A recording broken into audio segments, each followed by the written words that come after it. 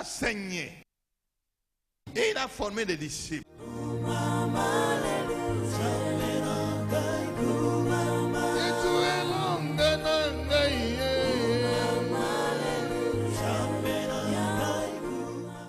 Alléluia.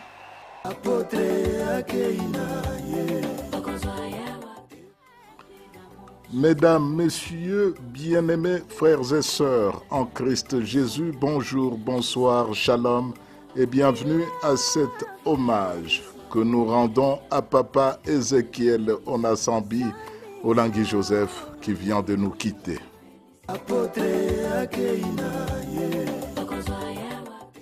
Que certaines dates du calendrier entrent dans l'histoire, c'est par le fait des hommes.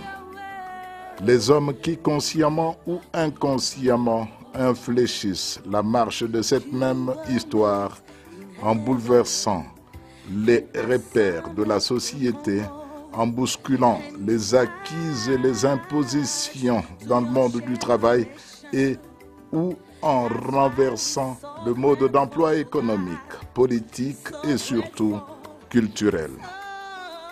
Souvent et parfois incompris et mal digéré par leurs contemporains, ce type d'âme a rarement eu l'occasion, le temps de savourer les bénéfices, les délices de ce qu'ils ont pourtant cuisiné avec beaucoup d'amour et de patience.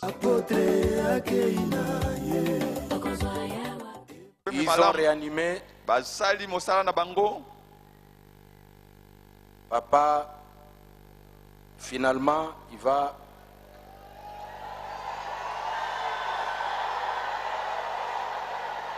Oh, Jésus.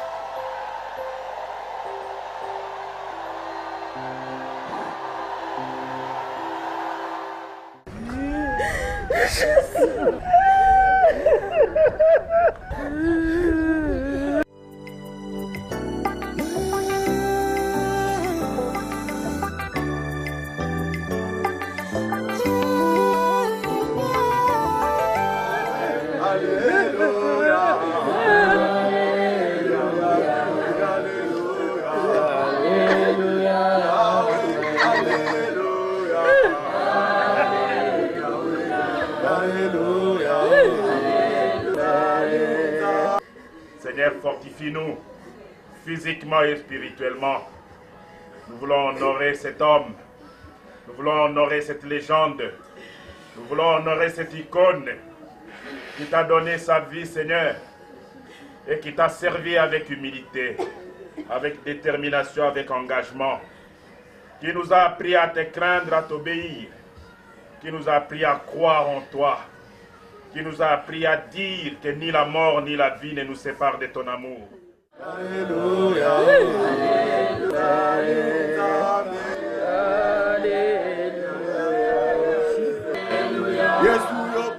Nous pleurons dans la louange, nous pleurons dans l'adoration, parce que nous voulons, Éternel, observer ce testament, la dernière volonté de ton ouvrier.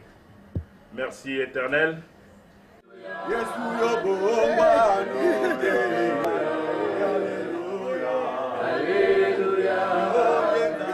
L'ennemi ne triomphera pas de nous. Il n'arriverait pas à éteindre le feu que notre Père a allumé dans le cœur de chacun de nous. Nous marcherons et nous continuerons à servir les dieux que notre Père a servis. Merci pour la force que tu nous donnes pour cela.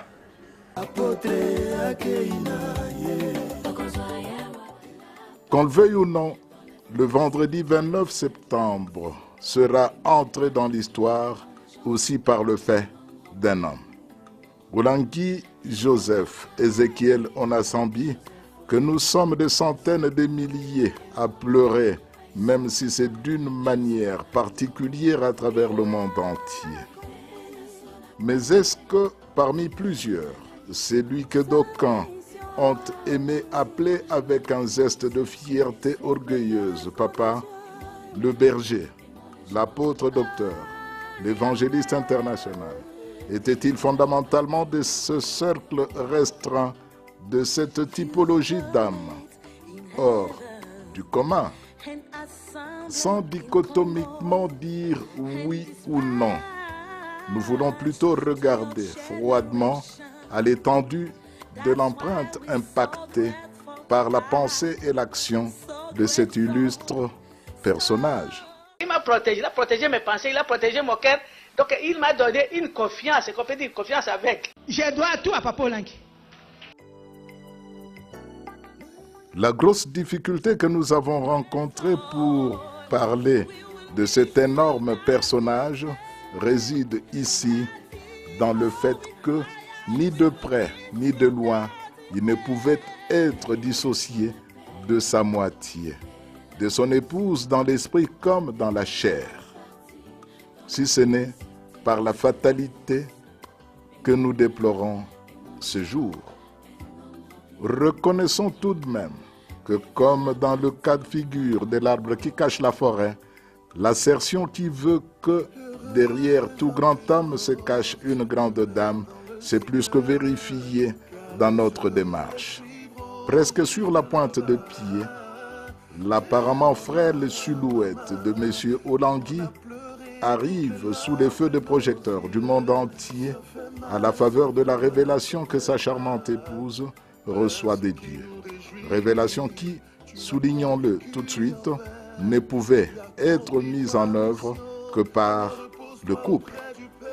Mais au-delà des apparences, tous ceux qui avaient déjà eu à rencontrer M. Olangi avaient gardé un solide souvenir de la fermeté transcendantale dans la prise de position de l'homme dont l'assurance épousait mal le costume de sa discrète humilité.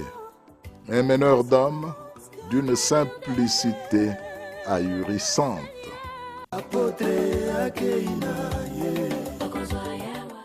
Et s'il faut parler de ce personnage qui nous a quittés, il était un chrétien né de nouveau, disciple de Jésus-Christ et un grand formateur. Et puis un grand organisateur et un réalisateur de grands projets. C'était vraiment un unificateur. Et dans son leadership, il était trop réservé. C'est-à-dire un homme humble, un homme simple, un bon père de famille et homme de prière. Un homme très réservé, d'abord. Ce qui est très important, c'est une qualité qui manque beaucoup aux serviteurs aujourd'hui.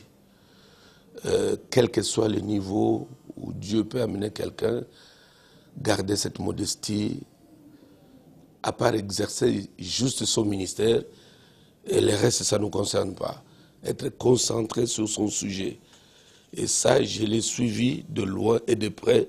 Il est resté le même homme. Le socle de la révélation du combat spirituel repose sur un mot, sur un nom, le lien. Éminemment abstrait et invisible dans toute sa dimension spirituelle, nous nous serions attardés sur cet aspect si M. Olangi, physicien de formation et de profession, n'avait lui-même longtemps travaillé dans cette science sur la base de l'abstrait. Quand j'étais au cours d'astrophysique, quand on m'expliquait les galaxies, il y en a beaucoup, il y en a beaucoup. Je dis, mais qui a créé ça? Je voulais expliquer. Les galaxies ont commencé quelque part. Mais quand j'ai connu Jésus, j'ai dit comme Job. J'ai parlé des choses, hein, des merveilles, hein, que je ne comprends pas. Matière sur laquelle nous reviendrons dans bien meilleures circonstances. C'est plutôt le camouflet aux allures d'un inattendu mais cinglant désaveu que son épouse reçoit en pleine figure de la part des dieux qui va servir de levain pour sortir monsieur de ces gangs du rationnel carré du scientifique. En effet, lorsqu'il constate le changement radical qui au jour le jour s'opère dans l'être, le paraître, le faire et dans le réagir de sa femme, il est presque sonné.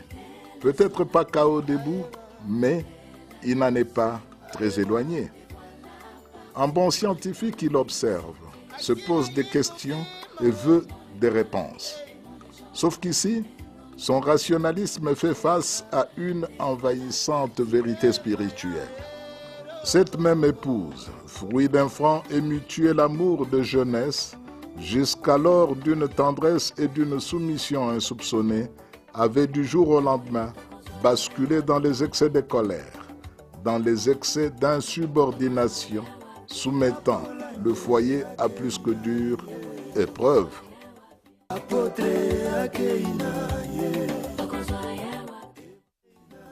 Et puis, aussi brutalement que surprenant, elle redevenait tendre, attentionnée et d'une docilité déconcertante.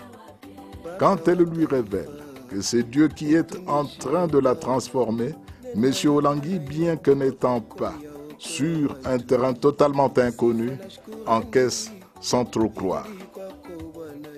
Ayant imaginé que la séquence serait de courte durée, Monsieur est totalement démystifié par la profonde transformation de celle qu'il doit réapprendre à aimer. Mais ce nouvel apprentissage ne peut se faire que dans le plan de Dieu. Dieu dit dans sa parole, vous connaîtrez la vérité et la vérité vous affranchira et vous serez réellement libre. Ça y est, les amarres sont lâchées. L'homme est désormais capitaine d'un navire qu'il se doit de mener à bon port. Étant entendu que c'est à tous les deux que Dieu confie la mission d'exercer le ministère, ils sont à part égale appelés du premier degré. Comme dans tous les ménages, même si le ministère chrétien du combat spirituel est un ménage d'exception, la répartition des tâches entre ces deux vrais faux jumeaux que les proches découvrent en termes amicaux dédits, cette répartition est à la fois claire et complémentaire. Des quelques 27 mamans que son épouse commence à encadrer dans le petit espace cédé après négociation par un pasteur, tuteur spirituel de leur photographe, ici, dans la commune de Lingwala, juste à côté du bâtiment à Sanef.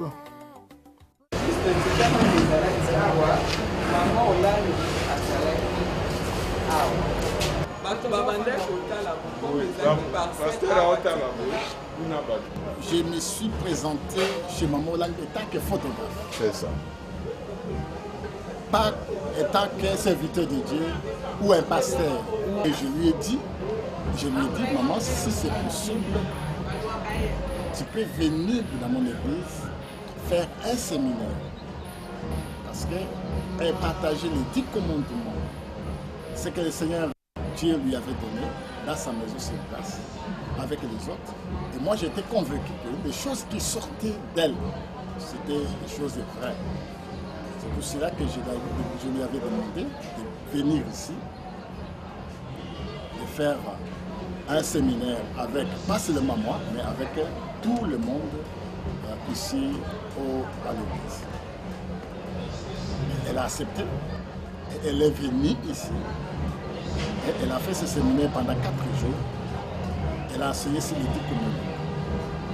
C'est à partir de là que, quand le séminaire est terminé, elle m'a demandé si je peux lui donner aussi l'espace, les jours libres, si elle peut venir avec les autres mamans pour commencer les enseignements. Dieu supplémente au savoir-faire de l'ingénieur physicien civil, de l'informaticien, l'intelligence et la sagesse d'organiser, de mettre en place et de porter à bras-le-corps la naissance et la croissance de la grande œuvre du message du combat spirituel telle qu'elle nous paraît aujourd'hui. A priori, beaucoup et plusieurs se sont laissés aller au rêve d'imaginer, non sans raison, que cette imposante œuvre à ces jours, présente et gravement installée sur les 5 continents, était aussi une résultante d'un montage, d'une construction suivant le modèle de toute entreprise humaine. Le premier à comprendre que cela n'était pas ni le cheminement, ni le mode d'emploi de Dieu, fut Papa Olangui lui-même. J'ai toujours dit que dans une bonne école, académie militaire, ne peut être formateur que quelqu'un qui a participé à la guerre, qui a vécu les réalités de la guerre. Sinon, ça sera des théories. Les théories, les réalités est loin. Or, ici, dans les combats spirituels, ici, c'est très dangereux. Parce que c'est un combat qu'on ne voit pas, ce n'est pas physique. C'est spirituel. C'est un esprit. Alors, quelqu'un qui va aller parler du combat spirituel, qui va aller parler, chasser les démons,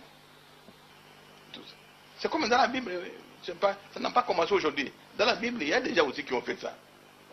Qui ont vu Paul, qui a eu les ministères de combat spirituel, et qui ont voulu imiter Paul. La Bible dit, 7 enfants de servants, quand ils ont vu Paul chasser les démons, ils se sont dit, moi, ça c'est bien, nous pouvons aller gagner beaucoup d'argent, chasser les démons des autres. Ils sont allés pour chasser les démons chez quelqu'un qui était possédé. Mais quand ils ont donné aux démons, qu'est-ce qu'ils ont dit?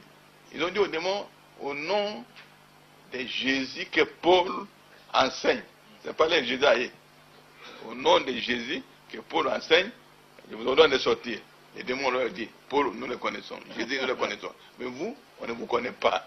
Et la Bible dit qu'ils ont rossé, c'est cet enfant, ils ont déchiré les habits et ils ont fui. Et encore, quand bien même on s'en remet à Dieu dans la conduite du chantier, le combat spirituel a cette particularité de mettre à jour, à chaque étape, la nature des freins, des blocages et des écueils que vous rencontrez. Lorsque maman Olangui nous avons commencé, je vous ai dit tout à l'heure, nous avons reçu la mission. When I and my wife we start this ministry, we received the vision. Cette mission que Dieu nous a donnée. This vision and mission that God gave us. Nous qui étions nés au village. We that are born into our villages. Dans des villages inconnus. Villages that nobody knew the name. Qui nous connaissait. Who knew us? Maintenant. But today, Dieu. God met en marche have put his plan. He put works pour élever papa et maman Olangui. So that he can lift them Pour qu'ils soient connus dans le monde entier. So that they can be known into the world. La guerre a commencé. Olangui et sa femme sont dans la main.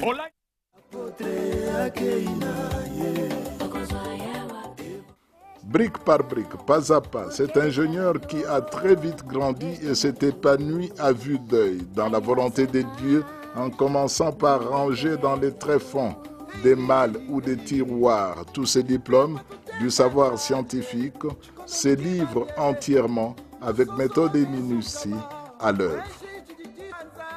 Il règle les questions juridiques.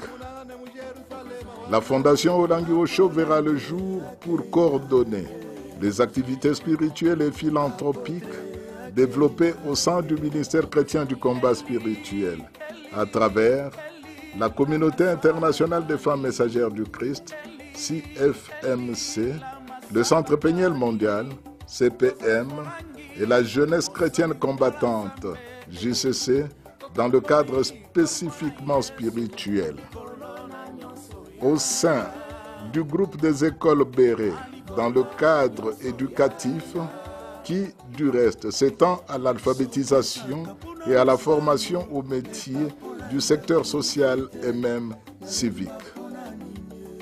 C'est également dans l'extension du cadre éducatif que Papa Olangui avait mis sur pied les programmes culturels dans lesquels le magazine Péniel, côté écrit, et la radio-télévision CVV, côté audiovisuel, ont fait et font encore du chemin.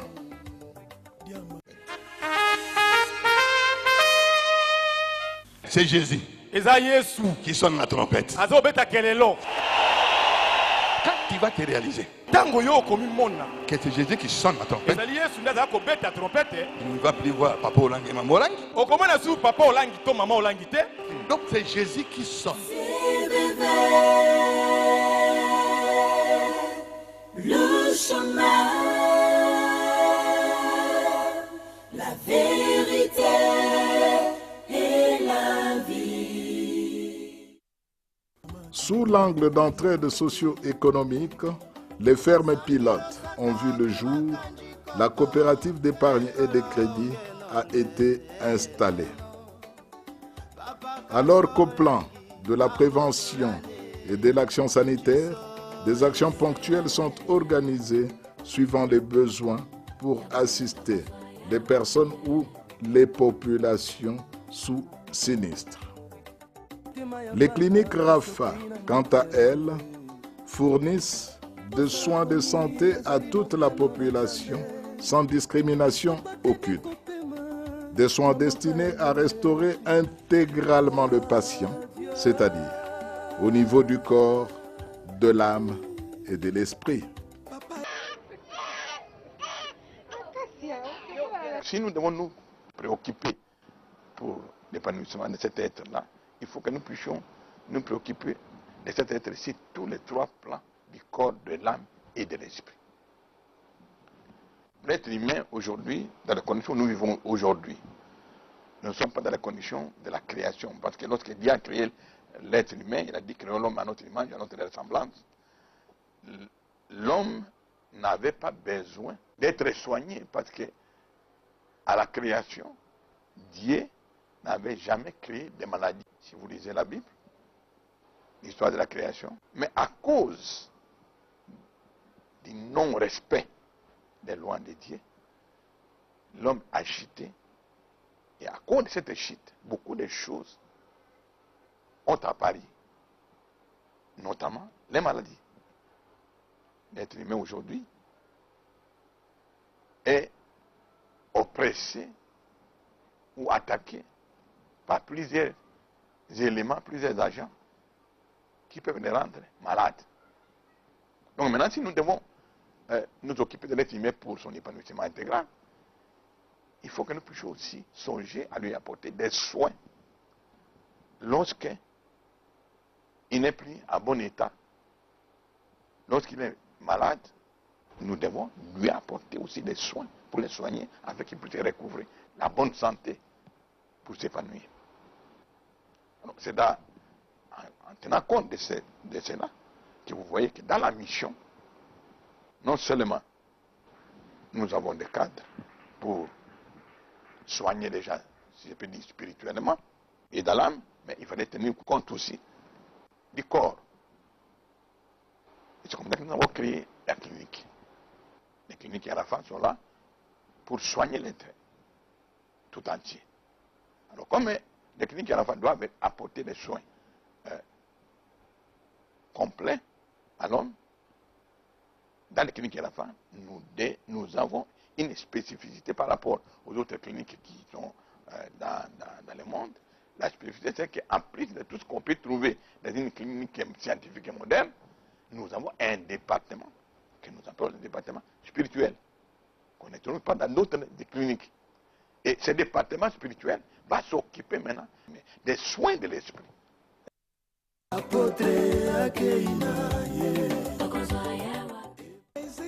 Instruit collégialement avec son épouse par Dieu pour exécuter la mission de la délivrance des captifs par les stratégies et techniques du combat spirituel, Papa Olangi était in fine devenu formateur, enseignant et bien évidemment missionnaire.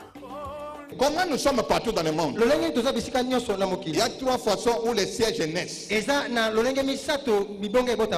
La première façon, c'est les disperser. Ici, nous avons formé les gens. À Brazzaville, nous avons formé les gens. À Pointe-Blanche, on a formé. À Luanda, on a formé. Il y a déjà des promotionnaires.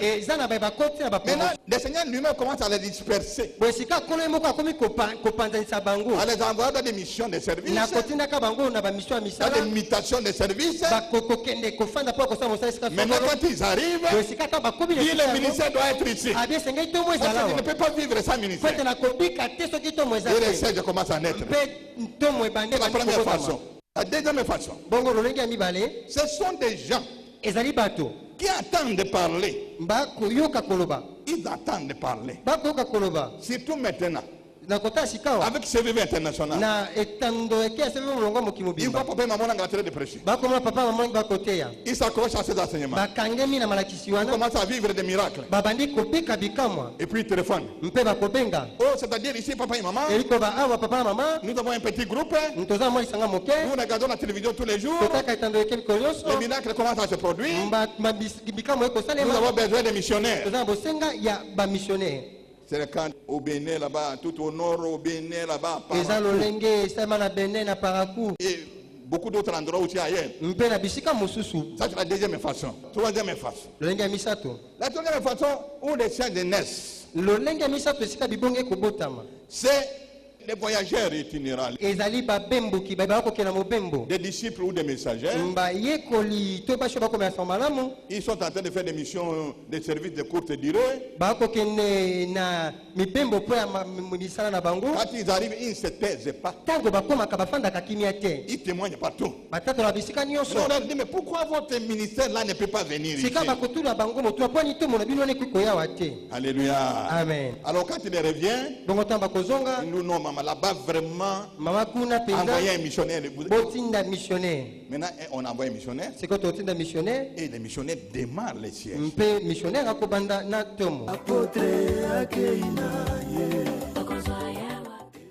Dans l'information, la formation et la transformation qu'il planifie et codifie sortiront plusieurs promotions des messagères et disciples de Jésus-Christ, dont 21 très exactement au centre Peniel mondial qu'il nous faut mettre entièrement à son actif.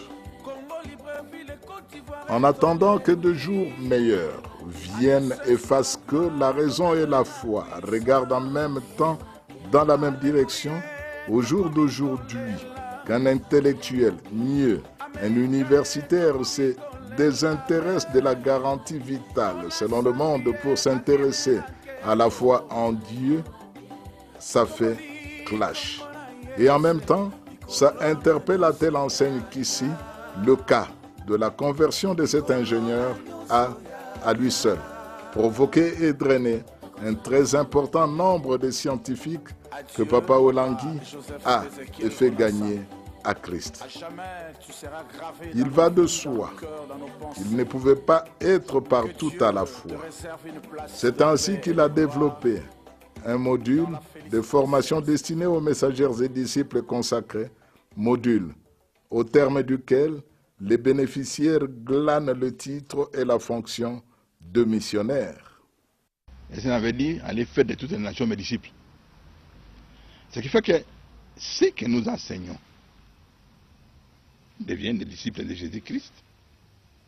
Et nous leur donnons une formation qui, lorsqu'ils ont les résultats, qu'ils soient aussi capables d'enseigner les autres, de convaincre les autres et de les amener à la délivrance. Et dans les ministères, effectivement, aujourd'hui, nous ne travaillons plus seuls, maman et moi. Nous avons formé des disciples et des messagers de Christ qui sont aujourd'hui capables de former les autres, d'enseigner les autres et d'amener aussi les autres à la délivrance.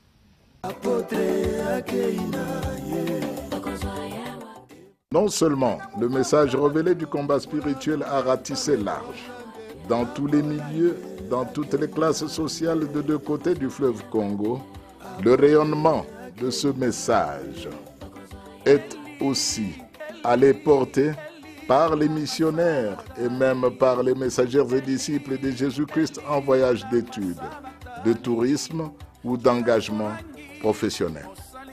Ainsi, le nom de Olangui, cet illustre personnage, a-t-il traversé les murs, les frontières, les mers et les océans pour s'implanter solidement sur les terres de tous les 5 continents. Pèlerin infatigable, missionnaire intrépide, de son vivant, Ézéchiel Onasambi Olangui Joseph n'avait pour ainsi rien ménagé pour élever les dieux de son épouse, Jésus-Christ devenu depuis les dieux au centre de tous ses intérêts. Cet homme qui, juste aux portes de sa conversion, accepte d'exposer au vent sa progéniture en investissant son patrimoine, travail, salaire et maison dans une œuvre au contour matériellement illisible. Il se verra payé cash par Dieu qui n'est débiteur des personnes.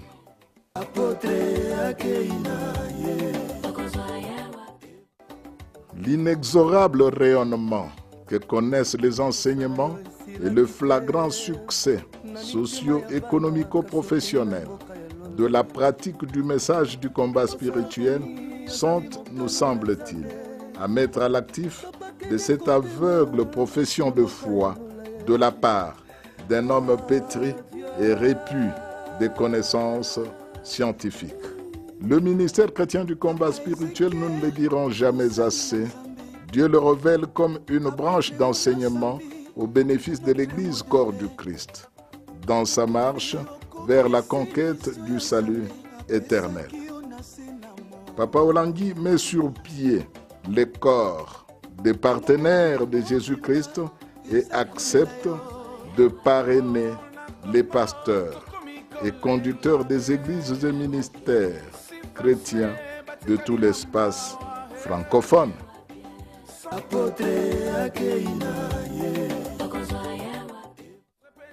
À l'aune de la simplicité, de la discrétion et de l'humilité qui ont caractérisé, sans diminuer ni réduire, la capacité de l'énorme personnage qu'aura été Ézéchiel Onasambi Olangui Joseph, toute son œuvre dans le champ de Dieu ne peut être contenue dans une production audiovisuelle de cette taille. L'anecdote, c'est son. L'apôtre Léopold Mutombo du ministère Amen et Maman José, gouvernante du numéro 20 de la 17e rue Alimete, qui nous la livre. Moi, personnellement, j'étais très attaché à papa. Na leli na façon moko atandenga lobaki balelanga te nga koza l'hypocrite. J'ai pleuré. Tellement que na lelaki na zolo babuyi.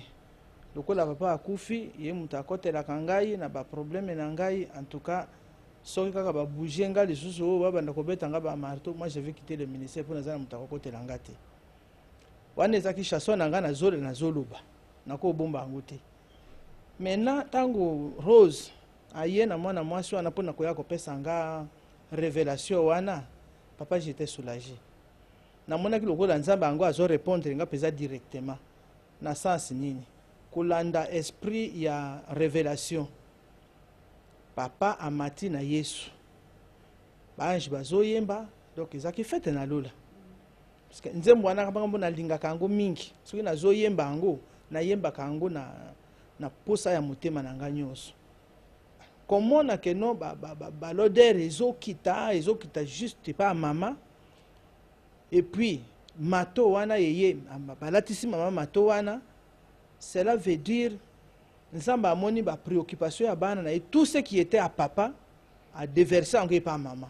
Pour maman azali équilibré abanda kosala musala wana okenda makambo papa abandaki kosala il va répondre makambo ya yemoko abandaki kosala il va le faire. Pour moi j'étais consolé.